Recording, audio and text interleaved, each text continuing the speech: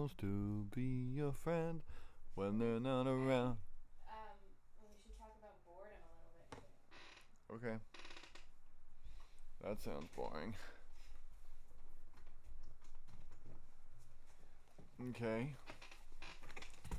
Well, this is what happens.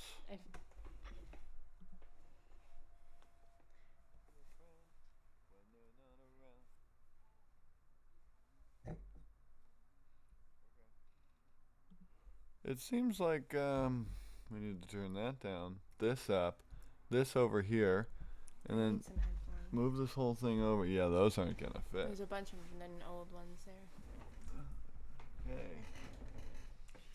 In 1492, Columbus sailed the ocean blue. on the Santa Maria, the Pinta, and the... I can never remember that goddamn last boat's name. The Nina. The Nina, the Pinta, and the Santa Maria. What the fuck is a pinta? Is that like a pinto bean or something? Yeah. It's a cute little pinto bean. Also, like Columbus, I don't like Columbus, so we should. I'm fine with Columbus. Everybody can get a life. Columbus was not a very good person. No, and you think anybody back in the day was? No, but we don't really have that many days for that many bad people, you know? I don't know. I guess you're right.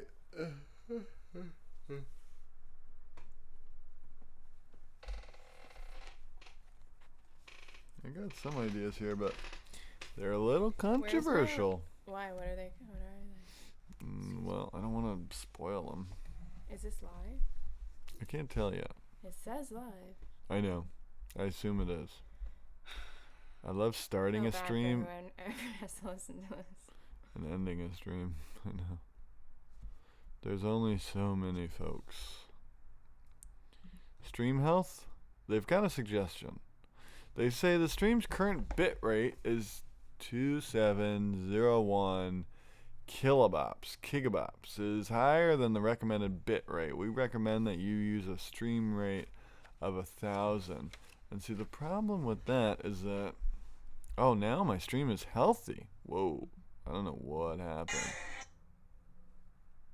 Oh, I think that's our idea. Oh, okay. Okay, well, I can plug you in here, Jacoby and Meyer. You actually cannot unless you get the. Okay, well, yeah, I have that here. Should I listen to it first, though? You could. You really could. You really could. You. Wow, I remember how great that song was.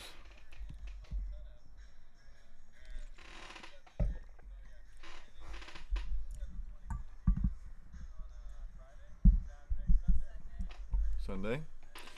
Who knows what time it really was? Okay, so it sounds pretty normal. So. I just want you to know that ladder seesaw horse idea is kind of both of ours, so just FYI. I know. I was just drawing it. I just don't want you going off into the either neither, and I won't see you again. You will have taken that idea from me. I feel like you probably steal a lot of ideas from me too. So I know that is so true. Ideas cannot be stolen, folks. Here we are. A pre-nump for ideas. Yeah, absolutely. Well, it's only 9:23. Let's take a moment to sit back and relax. Hey, let me see this. Tonight, if anybody's listening, Does anyone know we're doing the idea bank tonight? Yeah, I posted a story about it, didn't you? No, wow. I didn't know if we were gonna do it. Okay. Well, we've got a really great book suggestion for anybody out there that's a reader. It's called The Museum Took a Few Minutes to Collect Itself, and it's put together by Joseph Del Pesco. That's Joseph of the Fish, depending on what country you come from. This is kind of pricey, but anyway. I don't think it was that expensive. No. I bought it at the book fair last year. Yeah, it's $25. Oh. Yeah, well, it was at the book fair, so it's like supporting them directly. Yeah, no, neither here nor there. But it's it was collected. The stories were all came from a residency that happened in the Fogo Islands, in Newfoundland, and yeah, we can all hear you. Do you remember which ones were good? I enjoy the first. Let me see. Focus the Frampton. I think Journey the Man. Journey the Man. Enjoy. Journey the Man. That's about a person making a museum out of their entire city, which is very cool. Oh yeah, that's a good idea. And Don't you love that? this Don't you one I love didn't the enjoy chair? that much about No. the piano. Oh, I hate the piano. Oh, I like the piano. I didn't think the piano was bad. The janitor one was kind of cool. Okay. I really like the museum for smoking. That was one of my favorites. I remember that. Just because I thought that remember. was smart. That kind of illustrates the point better than most. If you would stream, if you would is actually a phrase used very correctly and very incorrectly. Like I there's also don't remember all these. very but those much are a great. correct way of using that phrase, and most people don't abide Wait, by what its phrase? grammatical rules, If you would, if you will. if you will. Like it's when there's a pun that's evident, or a figure of speech. Okay, why don't you use it in a sentence? That's evident. Well, the context would have to be that we were talking about horses, and what's a horse pun? I don't know. And you would say, there's a lot of hay. Hay is for horses? That's I not a don't pun. I don't know. Okay. I don't have a good example off the top of my head. I can only think of puns offhandedly.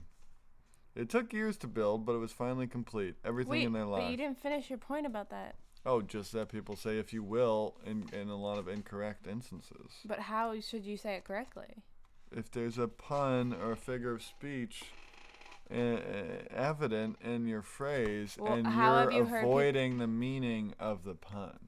Okay, but I understand that. But how have you heard people use it where it doesn't make sense? Oh, as just a Like when they're telling a story and they're like, well, if you will. Yeah. Just like a break or a pause in their speaking. Do you want to hear something funny? Yeah, we got time. Oh, no, I can wait. No, now's a good time. Well, you know this phrase, like, play it by ear? Yeah. I always thought for a really long time it was play it by year. Mm. Because I thought it was, like, thinking about time. Like, play it by year. Like, we'll wait to see what happens. Not play it by ear. I didn't think it was about listening. No. And so I always used to say play it by year, but ear and year sound really similar when you're saying them kind of quickly in that phrase. Yeah. And then one day I said to my dad in a text, let's play it by year. And he was like, what? And I said, funny.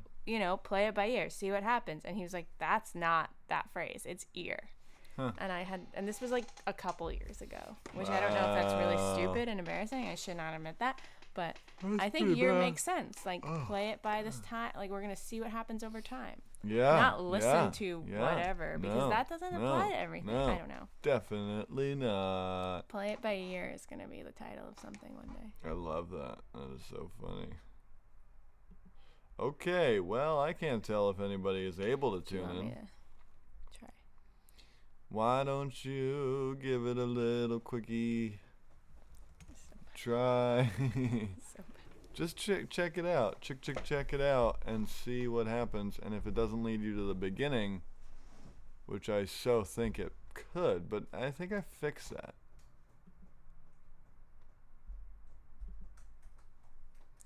There's only 2 places in the world I'd rather be than right here, and one of them is on a Peter Luger's, and the second of them is on a shipping container ship in the South Pacific.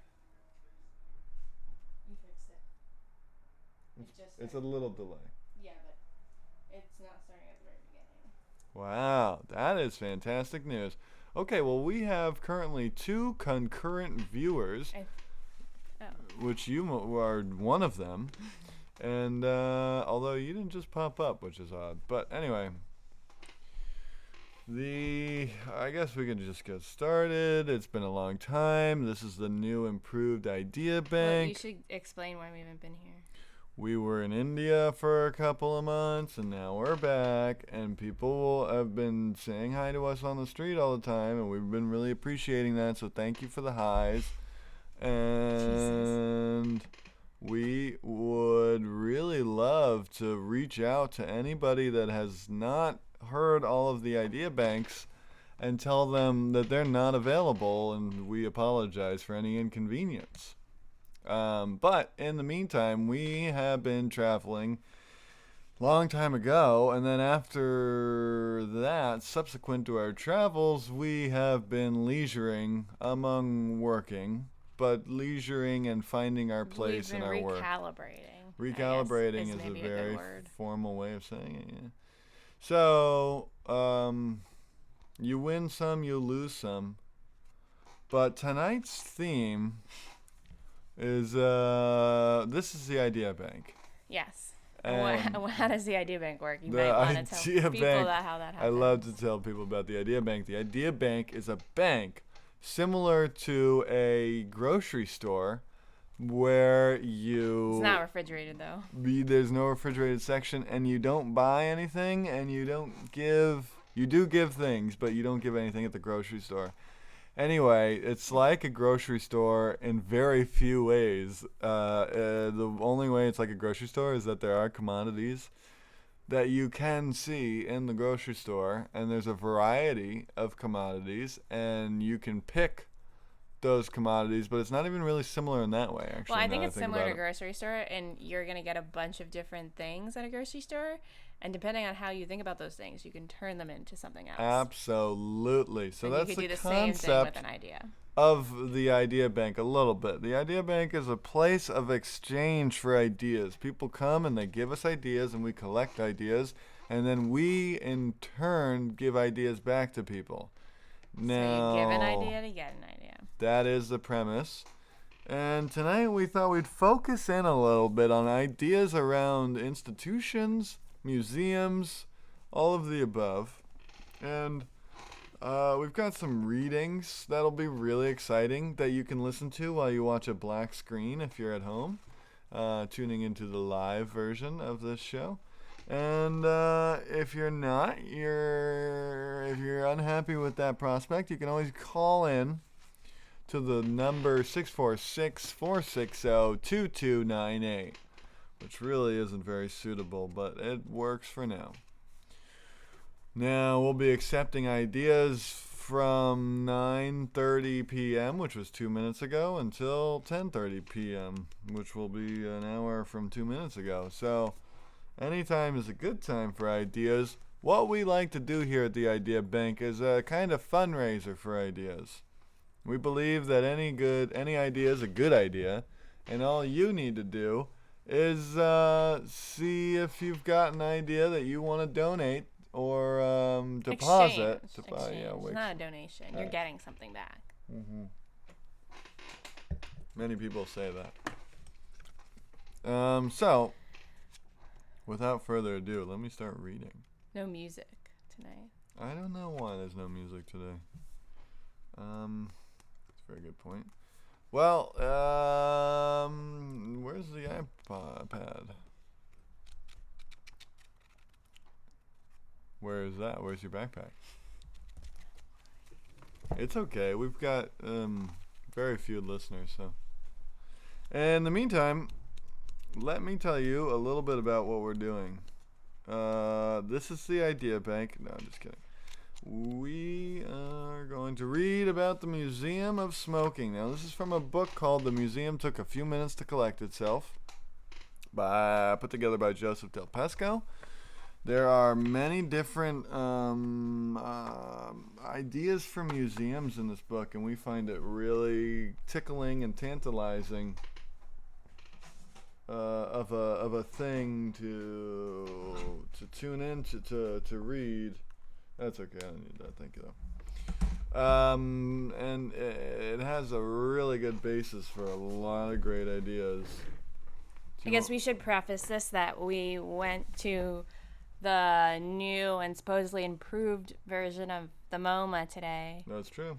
And so we've been thinking a lot about museums. That is true. And how they are assembled. That is true. I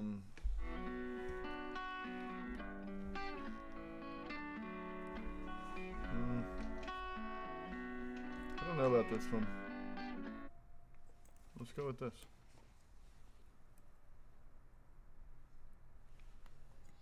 Don't know about that one either.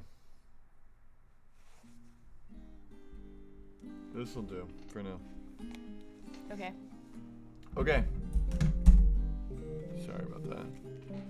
This is called the Museum of Smoking. Might it be possible to imagine a future where smoking no longer exists?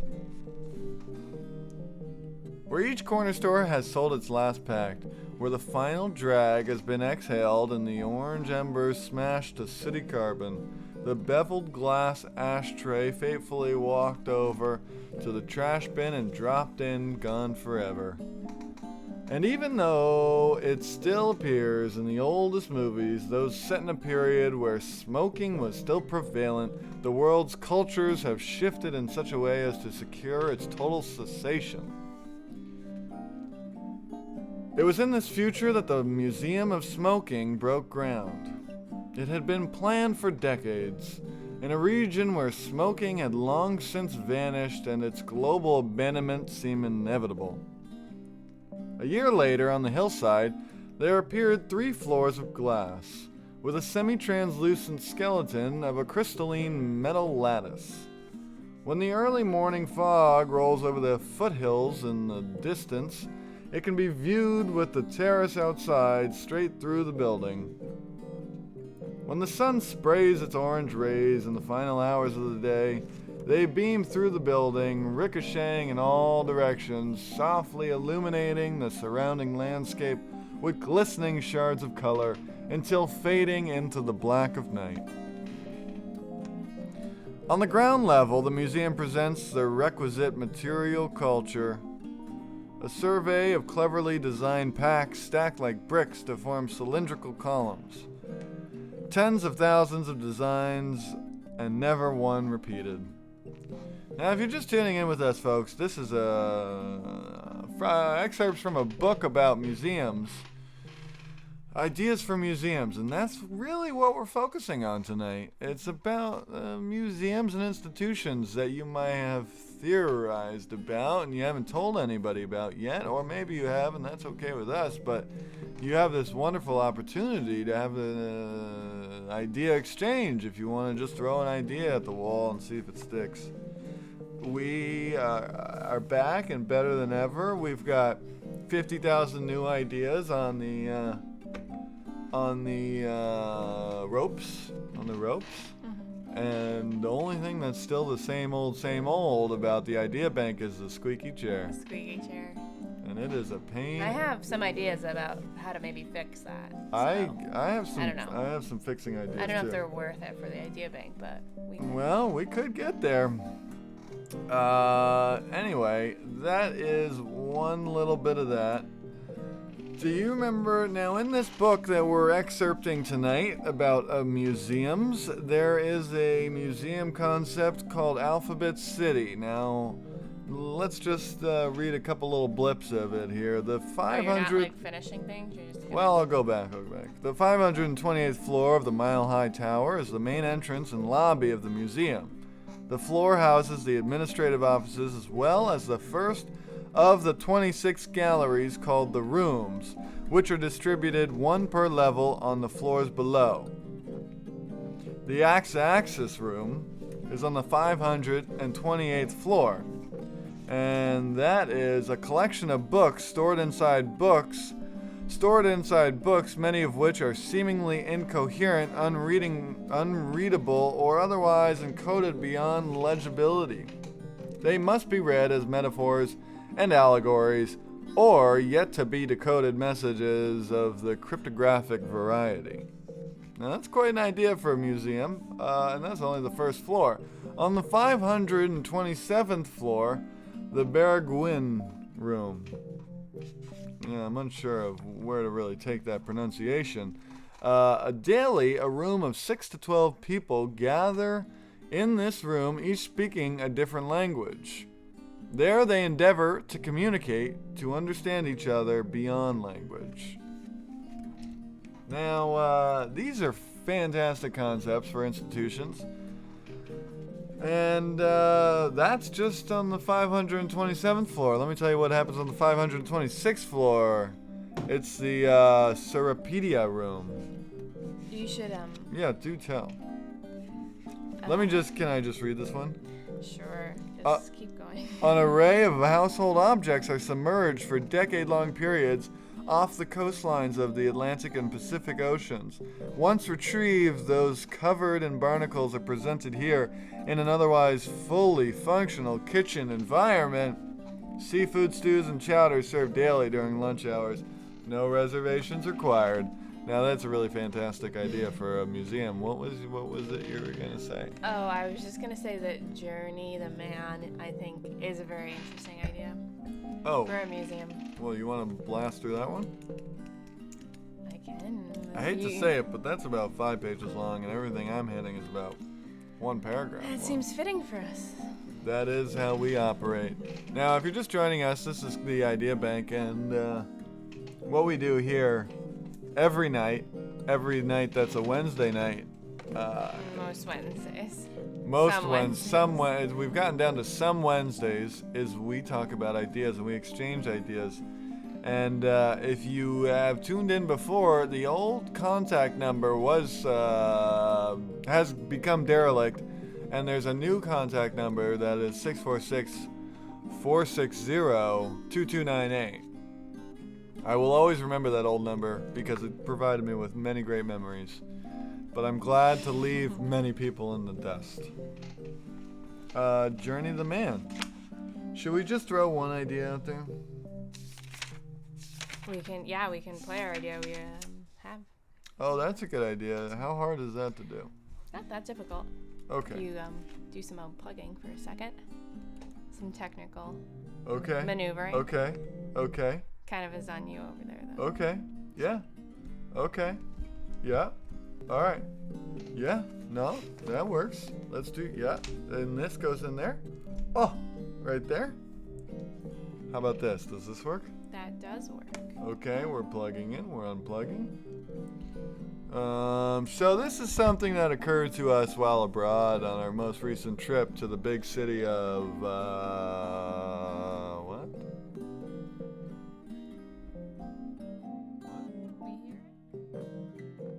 Yeah. To the big city of, do you know if that's the right one? It is. Okay, great. It is Calcutta. Oh, the big city of Calcutta. Yes. All right, give it a play. Let's see what they got. Rooftop bar in Calcutta. And India. Oh yeah, in India. 7:21 p.m. on Friday, Saturday, Sunday. And we are drinking, listening. This is our first bar in India. Yeah, that's true. This is our first bar and our last bar in India. After 3 whole weeks. Yeah. So my idea is a little app on your phone that teleports your friends for the duration of a night. So wherever you are, you just click the teleport button, and all of your besties will appear wherever you want them to, and then you can have a really great experience with all of them. Listening to Drake and shit. And, you know, a lot of the time you're in the right place at the right time, but what would really amplify the experience of a place or a dance club or a bar or something would be all your besties hanging out and enjoying the time. That's really all we got to in that time allotted. I know it's hard to hear over the wonderful soundtrack that they provided us. But that's as simple as it gets. That's an idea that somebody could provide. And we're just here for the collection. Just here to take in and give out. And we've got operators on the lines in New York City. And it's approximately 9:44 p.m. on a Wednesday night. And, you know, I've noticed that a lot of people these days are walking around with far more ideas than they maybe used to have. Have you noticed that, Cindy? More ideas? Yeah. How do you know? How do you know people are walking around with more ideas? Well, I think you can tell. There's a lot more rumination. Like just by looking at them? Maybe, yeah. Maybe they're facade is more idea-like. I feel like people are walking around with more information. I don't know if people are walking around with more ideas, but maybe it's having the more opposite. information gives you more ideas. Oh, God. Yeah, I know. It is quite late tonight. And I do feel that people are walking around with less ideas these days. Don't you think that? Less ideas or more ideas? All right, shall we read this other story? If you would like to start it, it is a bit long and it takes some getting through, but we can start it. I just feel like that's a recipe for a disaster. That's the title of our new upcoming show. A little bit of a giveaway there because we're still in the process of just drawing Making it it. up. But recipe for disaster. If anybody's listening. Or recipes. Recipes for disaster. Yeah, plural. Disasters. Recipes Never just one. for disasters. Yeah, I still like these better. Okay, well then keep going with those. No, you know what? I'll just read until somebody calls. This is the Idea Bank. We're tuning out now, and just kidding. We're gonna start reading now. I'll see what I can do. We can always trade off if you want me to read something. Thanks, I really appreciate that. If anybody else wants to read, we could send them a texted image of the text, and they can take it from there. Reading Rainbow. Here. Reading Rainbow, make a wish. Don't know if that's how that went. But. Reading Rainbow. If you do find yourself getting slapped in the face by some amazing idea at any moment, just give us a call here. You can also text if you don't feel like being on the phone, which I completely understand. Absolutely. And I don't know, we're trying things out as always, and in probably the most problematic ways possible. But right now, we are riding high on YouTube's own streaming platform, which does include a video, and it's kind of inherent in the YouTube motto. It is called Tube for a reason. It is called a tube, but radios had tubes. I guess so, but I feel like people refer to it like some people used to say like, oh, I'm going to turn on the tube. Right. They meant the TV. Well, that might have originated at the radio decades. I feel like radio has been that word has been used for a long time. Radio, la radio. Anyway, the point is we're trying out YouTube, and so I don't remember. Oh, yes, there's a live chat option here, which we would love for anybody to submit their idea through that, just to see if there's anybody out there really. But otherwise, we're going to read. So we're really trying to collect ideas about museums and institutions. And there could be any kind of idea you could have had. You could really apply that to museums and institutions. But there's definitely a more articulate version of that, which is an institution or museum that is made up of some core value or idea that... Or is trying to impart or teach. Yeah. Certain values. I mean, to certain societies. The museum comes with kind of like a cultural, categorical way of. Okay, well, we have a caller, so we'll have to listen in. I think we're all hooked up. Hello? Idea Bank? Idea Bank. Hey, we're here. Oh, wonderful. I am so excited to have you folks back, and I am particularly excited about ideas around museums. Oh, wow, great. Cool.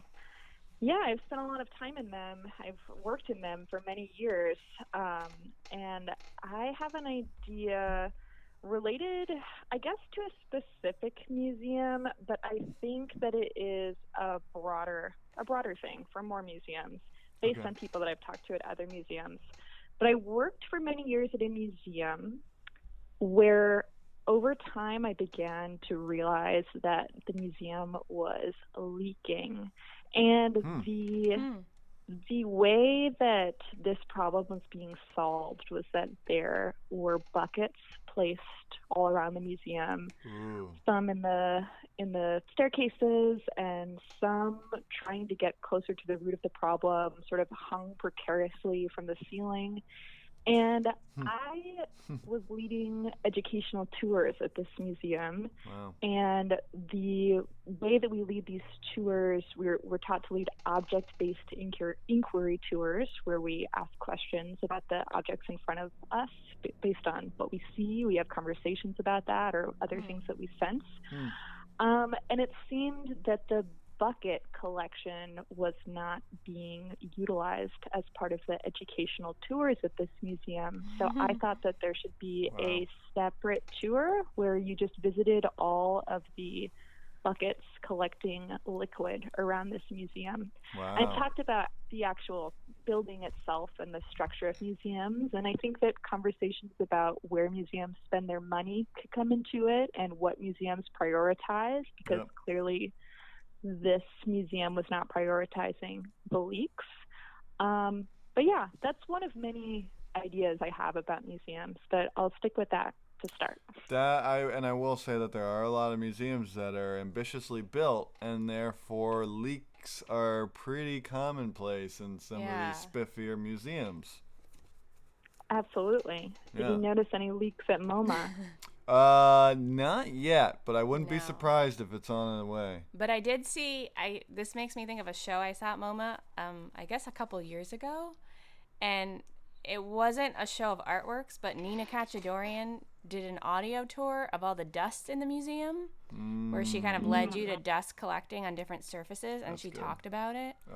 And it was pretty amazing, and it just made me think of the water. So she was kind of, her piece was to point out all where the dust collects in MoMA on pieces and in the stairwell and on like the little helicopter and all these different places. And she kind of, you were able to like walk around the museum with her in your ears and listen to what she says about it, which was very interesting. I love that. That's great. And I think stems from a similar place of what we do and don't pay attention to when we're in these sorts of spaces, and what we do and don't take pictures of, and how much time we spend in certain areas too. So I love that. I wish I had seen that show. Yeah, and Nina Cacciadorian is a fantastic artist in general. She's got a lot of really good pieces. One of which is making art on every plane ride she ever takes. So she has to make art with what she has in front of her on a plane. Was she doing the portraits in the bathroom? Yes. The Flemish style? Yes. Oh, absolutely. Those are wonderful. Yeah. She's fantastic. Okay, well, does that kind of that's just a sidetrack. Yeah, that's not an idea. I was just reminded of that. So I think you need to give an idea. Right. Great. Well, that's a really good opportunity for something we've been talking a lot about, and I'm just reminded from our caller's idea that it would possibly fall into into a category of our museum potentially, but we've been talking about a museum of mistakes. Yes. And so we haven't really ironed out whether there would be solutions to the mistake, but every room would have different dioramas of potential mistakes, like wine being spilled onto white carpets. Is another word. Accidents is another word, yeah. Flooding of sorts. Unfortunately, one side note that I really have been thinking about with this idea is those stupid State Farm commercials where the State Farm guy is like, oh yeah, there was somebody drove off the road after a circus full of clowns and we covered it. And they're like walking through a very institutionalized setting. But we're more interested in just a different room and diorama for every kind of mistake, flames, and accident that can occur in your daily routine life. I love that, and I wonder whether these would be general mistakes and accidents or whatever the language is around it, or if they would be sort of memorializing specific ones, or maybe there are sections related to each. Yeah, right. Like the famous curtains catching on fire of 1972 or something. Mm-hmm. Right. I know. I don't know. Part of me is drawn to the kind of more general, because I feel like there would just be something very universal if you walk into a room and you're like, oh no, like that's just an accident waiting to happen, or like I totally understand that mistake. So I think it'd be interesting how people interacted with them. It was something they could completely relate to. Yeah. But- Yeah, I also like thinking about interaction as well, and how people love to have interactive experiences at museums. That perhaps there are rooms that are set up so that you will make a mistake, so that yeah. by entering the room That's you would very funny. inevitably make a mistake. But then because you know that you're going to do it, the mistake is on purpose. And is it a mistake, or is it Yeah. just a simulation of a mistake? I'm not sure. Yeah. But I guess, yeah, it depends on what you want the experience of the museum goer to feel Yeah. like. I like the simulation of a mistake. That's very funny. Especially because in a museum, you're kind of like already on that. Like if you go to museums often, you're on that kind of trajectory of being careful and like thinking about your body and space and like Right. knowing you can't touch things. And Right. so to put someone Yeah. in a situation where all of a sudden something kind of cataclysmic could happen or Yeah.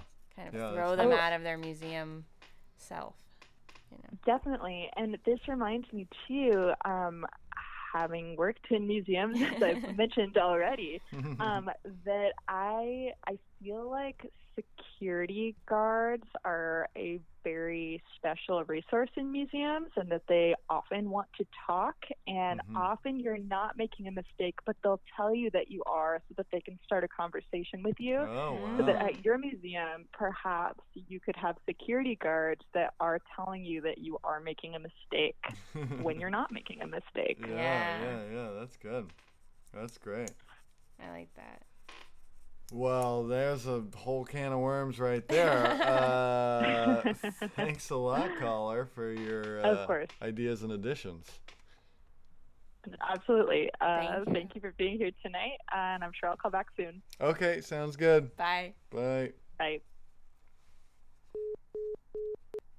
Well, there you go. That's a great- A lot of room for expansion on those Yeah. institution ideas.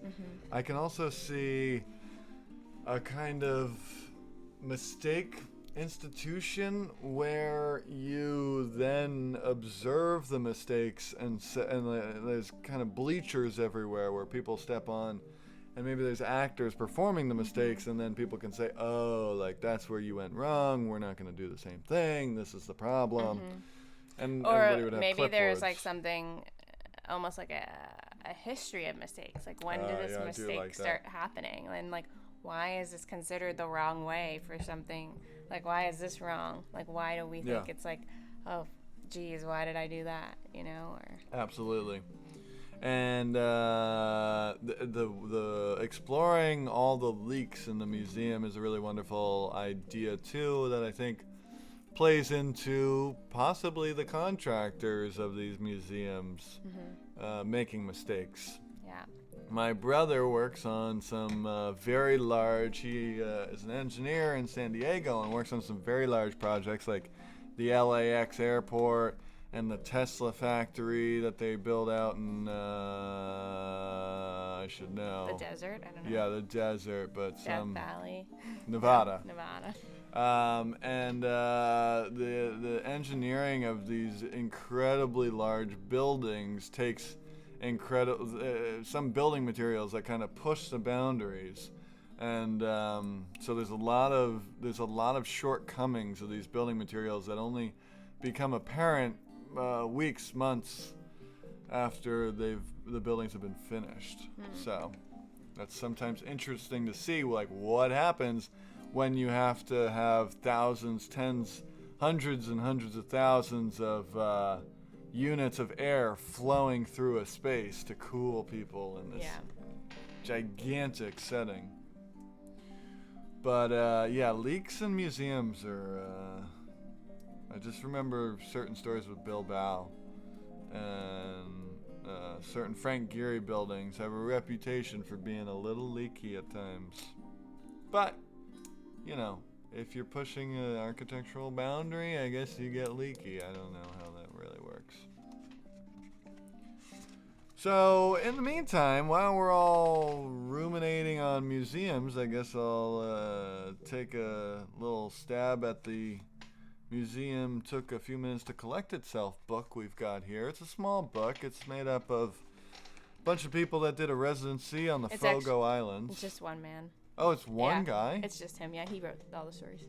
Oh, I've been misinformed the entire time. I thought you knew that. Sorry. No, sorry. I thought it was a collection of people that he was putting together. No, it's just him. I don't know he where wrote I it. got that. Okay, well. He did the residency, but he wrote all the stories as well. Well, I stand corrected. It's one man whose name is Joseph Del Pescado, and he's got some really great ideas. I just thought all the museums were so different that it's hard for it to be from one man's mind, but that's Well, I think pretty he was amazing. just thinking of different ideas. Yeah, different ideas. Okay. Pretty sure he's a curator at somewhere. I think you're right. Yeah, he's a curator somewhere. Journey the Man. It took years to build, but it was finally complete. Everything in her life, from her very earliest memories, had been saved, stored, and could be retrieved by taking a walk through the city. Each post office, alleyway, and city park, every bus stop, bodega, dumpster, and parking lot was a vessel of her collection. Not all the groupings made sense. Some were junk drawers or had strange mismatched associations. Often this was intentional, the way an embarrassing association aided recall. Timelines were mapped onto city streets, where notable world events were marked alongside personal moments like her first visit to the ocean, and every time she cried. Memories of all the plants she had killed were stored on the roof deck of the tallest office tower in her city. That's pretty good. All the paintings she had ever seen were displayed in 2 roller rinks for expedited viewing. Also really good. This is my favorite. The old bowling alley contained every piece of clothing she had ever owned, spread out across the lanes. And all her child toys were stored in a 24-hour parking garage in case she needed to visit late at night to be comforted by those memories. The main post office held every poem she had ever read. While waiting in line to ship a package, she'd recite each stanza, saving a line or two for the clerk. While only publicly accessible spaces were used for mnemonic storage, those that barred entry were occasionally still included in her map. Because most private residences were unexplored territory, she skinned their facades with selections from her personal collection of photographs, enlarged to the scale of billboards. All of her favorite words were stored in their mailboxes. On Sunday morning, she gave tours to friends and friends of friends who walked with her as she described her version of the city. At times, her tours could approach the choreographic. She could recall buildings that once stood in parts of the city that had since been demolished or transformed. If she had been inside, even as a small child, she could close her eyes, standing in front, and narrate a tour through spaces that no longer existed. However, if a building had been renovated more than once, the timelines would become entangled, resulting in an invisible mesh that prevented entry. Once in a while, she'd add to or subtract objects from her memory palace. While it's well known that memory is slippery, and for most people to remember is to alter or rewrite a memory, her palace had aspired to and retained a crisp fidelity, capturing and holding her past. On rare occasions, things would appear or disappear seemingly on their own, and these were of particular fascination. But the first halting appearance in her palace was of a person she had never met. He first appeared in her peripheral vision and then behind a cafe counter that no longer existed, while touring a previous version of the city. And then finally, he joined a tour.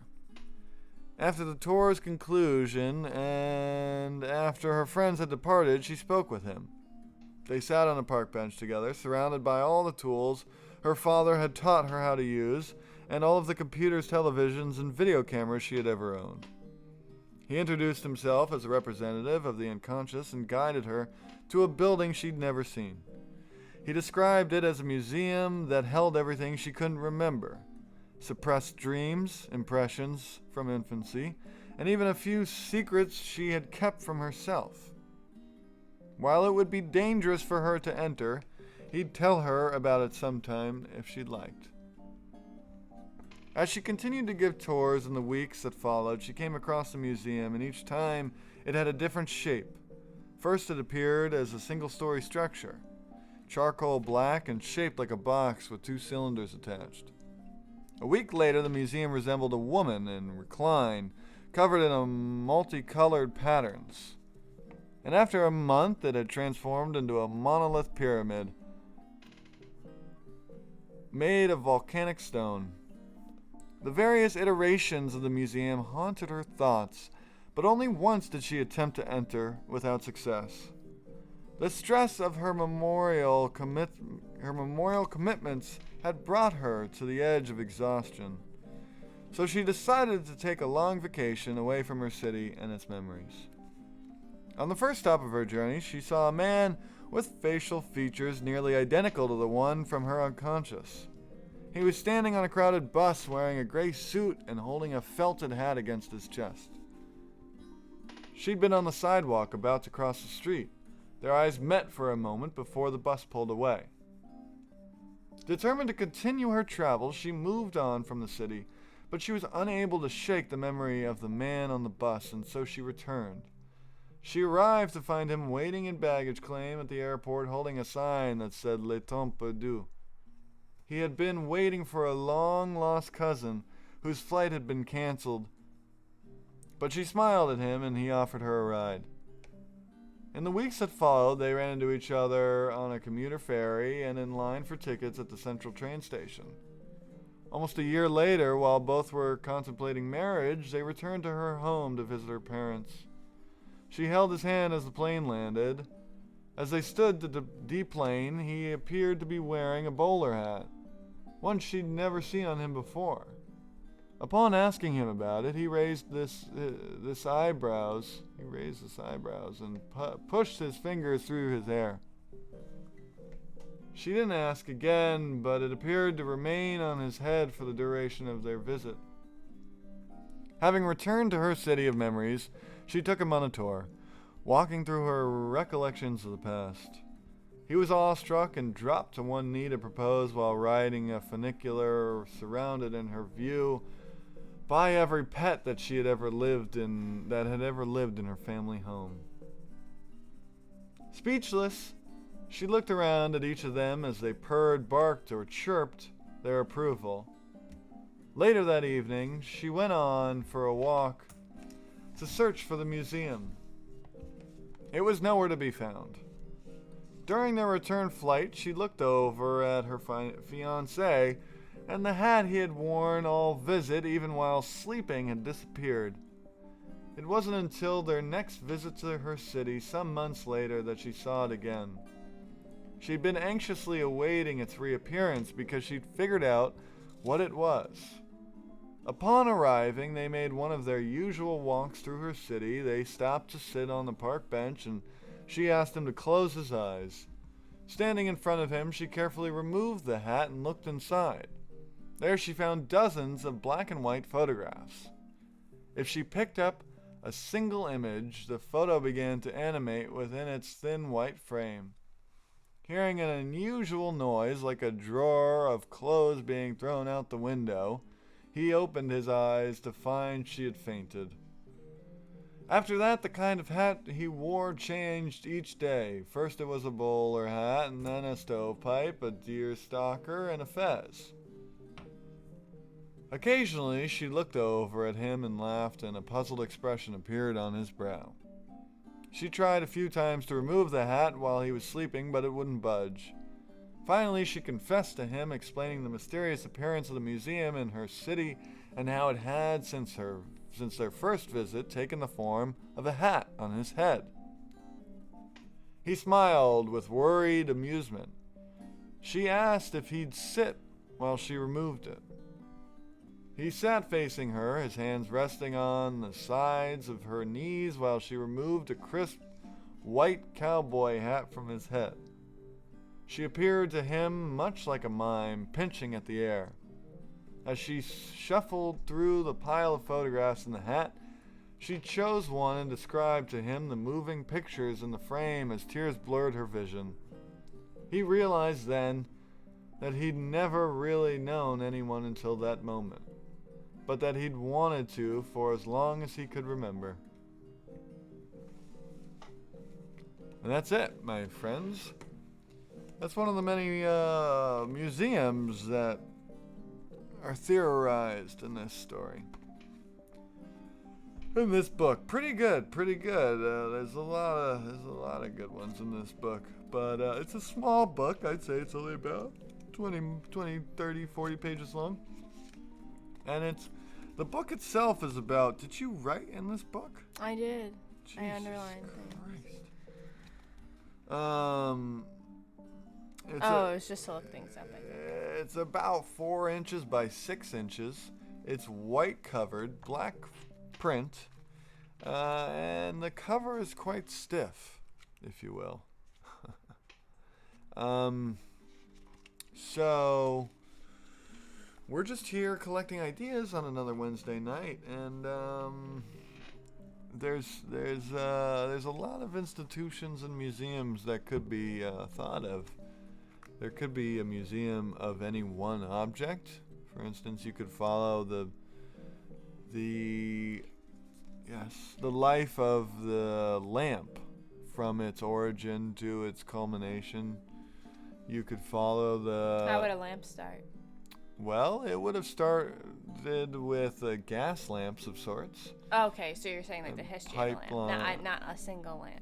No. Well, that's another thing, a personal object that was bought from a warehouse on November 20th, 1945, and Or like where all the materials came from. Right. Wow, yeah. There's so many options. But A museum of museums of how to talk about lamps. yeah. Each room could be a different trajectory a lamp could take. I very much like that. Well, here we have another caller, so let's tune in and check it out. Hey there, caller. Is this the Idea Bank? I is. believe so. Oh, wonderful. Yeah. I've called the right place. I am glad to hear that. I have a lot of ideas, Yeah. some of which are related to museums and institutions, Good. but not all of them. Okay. All right. Well, that's good. Why don't you give us one of your museum ideas? Can I quickly ask you a question? Does the squeaking of my chair ever bother you? Well, this is one of my ideas because I know you were talking about this earlier. Okay, good. Yeah, go ahead.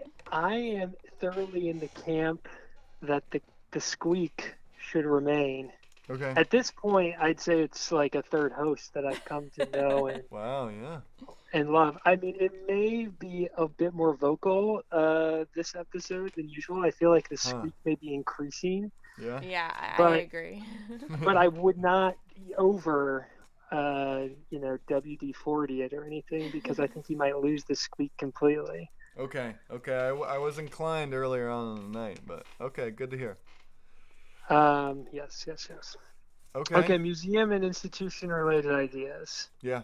That's what we're looking for. Yeah. Well, I was not having trouble, but I didn't know exactly where to put my thoughts when trying to think of a museum-related idea. Mm. So I took up a strategy, which I haven't really used this book all that much, Mm. but a friend from a recent trash find gifted me the Book of Firsts. Oh wow, that sounds Which- great. The events, it's a byline, is the events and happenings, the discoveries and inventions, 6,000 of them, big Wow. and small, that helped change our world. Holy moly. It has a fabulous cover, so I wondered what sort of information they might have on the first museum. Oh, yeah. yeah. Yeah. So yeah. I went to the index, I found an entry for museums. There were a few like related sort of entries, art gallery, first art exhibition, that sort Wow. of thing. Wow.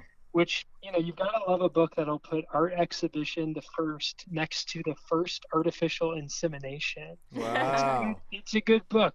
But I'm going to stick with the first museum, Yeah. which is entered as this is the first museum in Britain run as a corporate institution open to the public, which was in the Ashmolean Museum of Oxford. I don't know how deeply you want me to read about this. There's a chunk. It seems to be a trend of tonight's episode that we're reading from books. Yeah. That's good. Do you want me to go for it, or do you want me to skip ahead? Because why not? Okay, I'm going to go for it. To me, I wasn't expecting to get as rich of an idea related to museums as I got from this, but it comes at the end. So really wait for something that we might be able to re-implement in museums. Just out of curiosity, is this a Oxford English Dictionary thick book, or what kind of? No, it's got an amazing cover, which I have to assume was part of the appeal of picking this up off the street. Okay. It kind of looks like something that I imagine kids in the 70s would have been really excited about finding in their library, like pre-Guinness Book of World Records, but certainly has the excitement of don't you want to know about the first insemination, artificial insemination. Yeah, which right underneath it is the first human insemination, which the years are somewhat far apart, but there's I don't know. Somehow I hadn't thought to connect the two, but they're very intimately related. All right. Okay. Well, this is maybe let's say 3 paragraphs worth of text. Great. It'll give you some color about the museum, but just bear with me here. Absolutely. The first museum in Britain run as a corporate institution open to the public was the Ashmolean Museum at Oxford, opened in a purpose-designed building in Broad Street on June 6, 1683. The nucleus of the Ashmolean collection was John Tradescant's Cabinet of Rarities, which had been formed earlier in the century at South Lambeth, and which the younger Tradescant had willed to the antiquary Elias Ashmole. He in turn presented the collection to the University of Oxford. The exhibits, dispatched to Oxford in 12 carts, fell into 2 basic categories: natural and artificial. The former comprised stuffed animals and birds, including a specimen of the dodo, shellfish, insects, minerals, and plants. The latter, a case full of weapons from all nations, armor, costumes, household goods, coins, and general curiosities. The first curator of the museum was Robert Plott. Admission charges seem to have been in the form of an exit rather than an entrance fee, since the amount was calculated according to the length of time a visitor had spent in looking at the exhibits. That's amazing. And that's the end of the entry. Whoa. Wow. That's incredible. I love. So how many ideas do I charge you for how much you've listened? That's a lot. You knew. I love that ideas have that power, though. You knew right away what felt most rich about that. Yeah. The possibilities there. Absolutely. I also like the concept of charging ideas by the pound or by the minute. That's interesting. Yeah, there's absolutely a tactile element to all of this. Absolutely. Wow. Okay. That's very interesting. I also like the differentiation between natural and artificial. Yeah. That's I think that would get very. We're keeping with the insemination thread throughout. Yeah, right. That's beautiful. Yeah, that would get confusing as time. It would get messy. Evolved, yeah. It would get a little messy. I think people are often. I feel like some people go to museums because they think they have to, and I don't know. Yeah. I feel like everyone always loves to say that stat about how long anyone spends looking at any one particular painting, and I think it's 7 seconds or something like that. Right. Yeah. So there's something interesting here where it could really be, based on the time spent looking, or you might leave a museum and people would say, oh, did you go to MoMA? How much did you pay? How much did you take in. Right. Well, I actually have an idea sort of related to that. Yeah, that we'll I, give you two. So Okay. well, that yeah, I go had ahead. today I'm when we ready were for in it. MoMA, because we kind of experienced sort of feeling that a lot of people that were there maybe didn't want to be there, but they had to be there because they were on some sort of trip or their family wanted them there. And so you could tell with some of them that they were not really looking at the art, or, just would rather be somewhere else. So I had the idea of, what if there was just a room in museums for people that just don't want to look at the art? That's So incredible. they could just hang out in this room. They had to come with their significant Yeah, other it's or like the family. when you go to IKEA and there's like a ball pit because children don't want to pick out couches. Right. So Yeah. instead of like making it like you have to put on the show about everyone is appreciating it, just be honest and they can wait in the room, and maybe there's something else in there that they can do or read or something, and then everyone else can be in the museum. Yeah. And you can choose whether you go in or not. I don't think it should be like people get sent there, but That's pretty good. I love it. Yeah. Yeah, I think that's a great idea. I think there are a lot of possibilities with that. I mean, I like the possibility that you're potentially making the experience more pleasant for some people by giving them space to Right.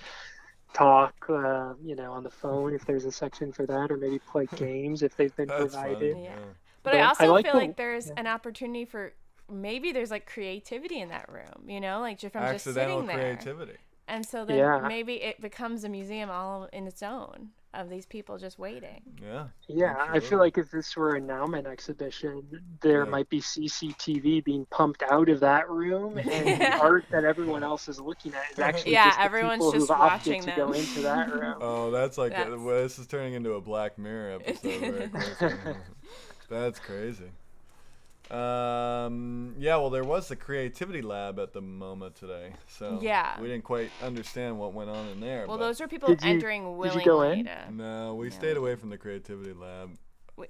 we were. Yeah, that we doesn't didn't make sound it through great. the whole museum today. We just Yeah, did we some got of too it. Those- fatigued by that moment, but we I should hear have you. checked it out. Those are very aspirational words to stick next to each other, too. I know, Like, I know. That's asking for a lot.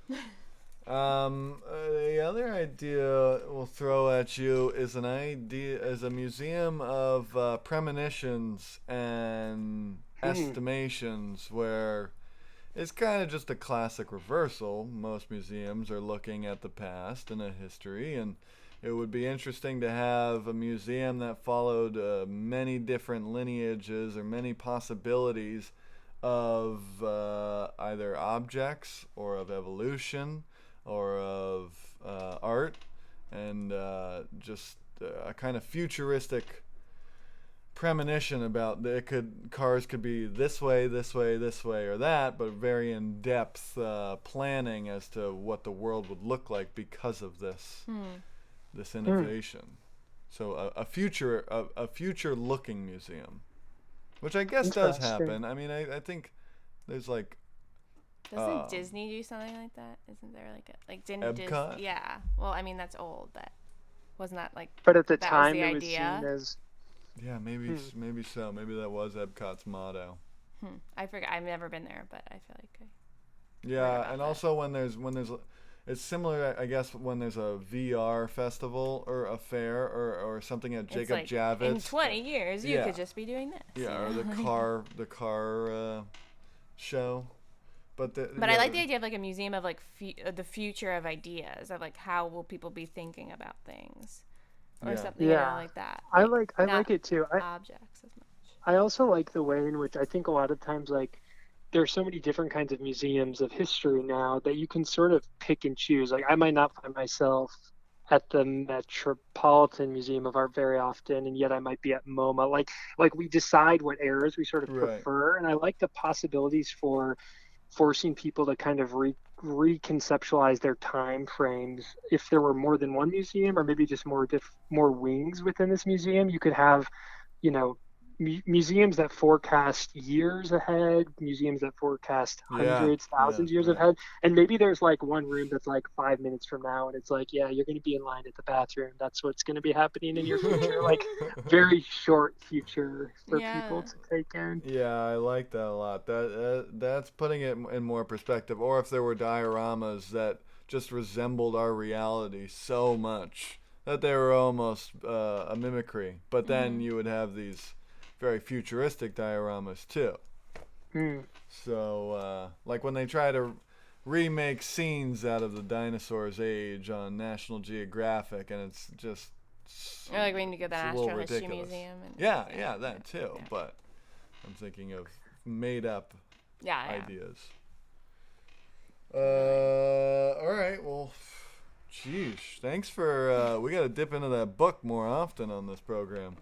Yeah, Yeah. well, while you were away, I was dipping into the thesaurus as sort of outlining things thematically. Like, it's very interesting the way that we've chosen to put, related ideas next to each other. But then if you start looking at the bigger chapters of these things, life and death, and you might find museums are right next to religion, or you might not. I don't know where it's at in the Yeah. thesaurus. But this show has been prompting me to do that more than I normally do. And so far it's paid off, I think, for That's me. great. Great. So thanks for the inspiration. That's well, that is the least we can do. But I think the other thing you're making me think of is that we're realizing it's incredibly satisfying to categorize things in the studio, and one thing that putting things in the context of a museum does is organize and categorize elements of your reality. And Yes. it's really nice to zoom out and say, like, okay, how would my reality belong? How would it fit into the restraints of a museum? And it's kind of amusing to just think in terms of that for a minute. Like when you have to form a trajectory, a timeline in a way. And is this something where I guess I'm curious about the early inspiration to have this be the subject that you want ideas to come around? Is this something where museums, like, it would be easy to delve into ways in which we can talk about museums' imperfections, but I feel like what you're describing sounds more like thinking, I don't know, from a reformist perspective or something, like the ways in which we can still use this word, and maybe discuss what can happen within it differently. I don't know. I don't know if that's idealist point of view or just as a framework for approaching different concepts. Yeah. Okay. Yeah. I'm curious what your thoughts would be on all of the museums, maybe lowercase in this instance, that have sprung up that are using the word indiscriminately, perhaps. Oh yeah. Which maybe that's not interesting to think about, but I often wonder, like, between museums and operas, there are a lot of, like, I feel like these are words that also people, not you all, but that people have used to sort of, I don't know. There's a certain it adds a little bit it. more weight to things. Like, I think people think that when they use like the Museum of Color, is it? Or I don't know, there's different it's Illusion Color Factory. Absolutely. I think you're right. It backs up the reason to price the tickets at it also $20. I mean, when I hear museum, I guess maybe just from experience, I think volume. Right. I think like there's going to be a lot there for me to see if it's a museum. When you say gallery, you or think exhibit. that could mean anything. A gallery could be large, it could be small, like it could be any size. But museum always kind of denotes like you're going to see a lot of stuff there, and it's going to span a lot of time, like it's going to tell you a story. So And in the case of these that I just mentioned, you think that's tied to the ticket price? In the case of you're promising sort of people this a little bit. Well, just when it gets as gimmicky as the KGB Museum on 14th Street, like I'm a little dubious that they've got actual artifacts there to show you. But hey, you never know. You never know. I talked to somebody the other day that was very excited about seeing that. Oh yeah. Yeah. Well, maybe Idea Bank field trips need to be a thing of the future. That's in my 6 month future museum. That's fantastic. Well, thank you for the ideas. Yeah, thank you. Yes. Thank you very much. You too. Right. There are a lot of aspects just to talk about with museums alone, the concept of them without applying their formatting to concepts. Those are two separate entities. There's like the spread, as this past caller was just speaking of, Yes. of the linguistic museum word. Mm-hmm. And then there's what we were diving into earlier of like, okay, the museum is just this structure that you can paste things onto, or paste a big umbrella topic onto, and then go from there. Yeah. So those are two different options. Thank God it's 10:29. Wow. Thank God. Well, I wish this could go on for hours, but I also wish we could just see the white of people's eyes with the idea bank. Well, then you shouldn't be in the recording world, I guess. Well, it's not the world where you see people face to face. I do love a good radio show, and I've always dreamed about a pirate radio show, and this is as close as I could get. So here we are. Ahoy. Ahoy, matey. We've got a lot of really great museum ideas left in the roster, but... You know what would be an interesting museum idea? I just thought about this. Do tell. What if... I feel like I was thinking about what the last caller said about time spent, like how much time people Yeah, spent. that was really fascinating. And what if it was just a history of time? That sounds really silly when I say it that way, Yeah, but to explain. I feel like a lot of people, especially when you speak to older people nowadays, people are like, oh, well, when I was younger, this would take this long because you had to do this, this, and this. Or, you had to go through all these steps. So what if it was like this experience you could somehow have where you can experience how things take different amounts of time and think about like the ideas of boredom and patience and like the worth of your time and like would you have spent that much time doing something? Because I feel like people always say things like that, and it's the kind of things that make especially kids kind of roll their eyes like, okay, yeah, like whatever. Yeah, I like that. You had to make a phone So, call by going here and It's that. a history of time. Yeah, but it's like you're able to experience what time felt like in different histories. Yeah. I mean, it sounds a little hokey in the experience way. I don't know how I you'd could see refine it to make it I more could see the television serious. commercial being like, you would first pitch it as like, imagine a history of time.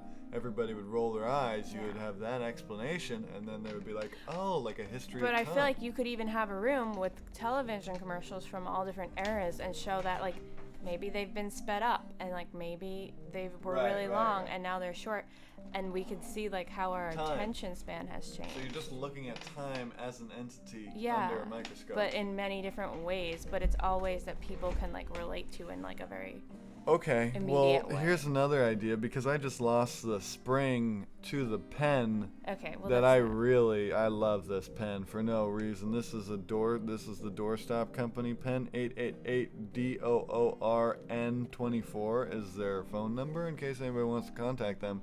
But what about a museum for lost objects? Like the biggest lost and found of all time, but all the objects had exact tags of who lost them, when, and where. Like, how fun would that be to that look would be at? very cool. What if you arrived at the museum and one of the objects was yours? Whoa, that would be kind of freaky. Like, how did you get that kind of attitude? That's a question.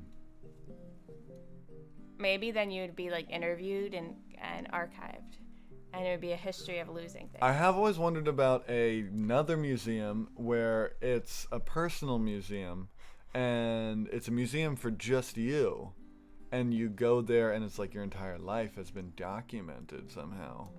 This is kind of, I mean, this that's is a little bit like borderline. what we were Yeah. reading that story, Actually, that is similar. like the story. I was thinking more in like a horror film kind of way, but yeah, absolutely. where you didn't want to see it all and you were confronted with it. Yeah, or you just had no idea you had anything documented. Like there were just photos of you from an Oh, like omnipresent. you've been documented without your knowing. Right.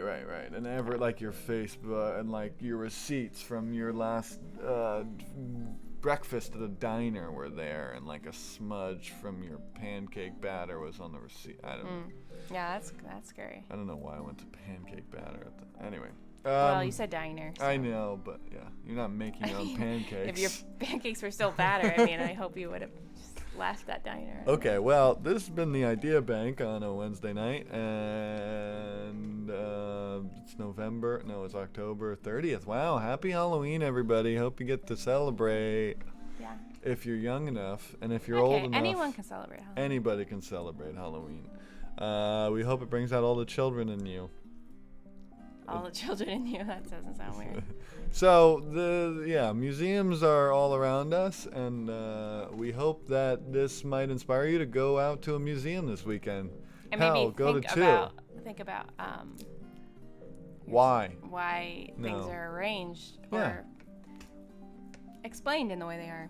Yeah. When we were on our little trip, we had a couple of instances where we found it very interesting that there was no wall text, except for very, very, very, very primitive wall text. But And then in other areas there was a surplus of wall text. surplus of wall text. So there's many aspects to how things can be shown and what things are shown. It deals with context and content in a beautiful, beautiful, simplified way.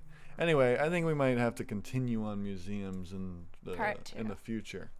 But thanks to the two callers that called in fearlessly and courageously, offering us nothing but pure, untapped ideas.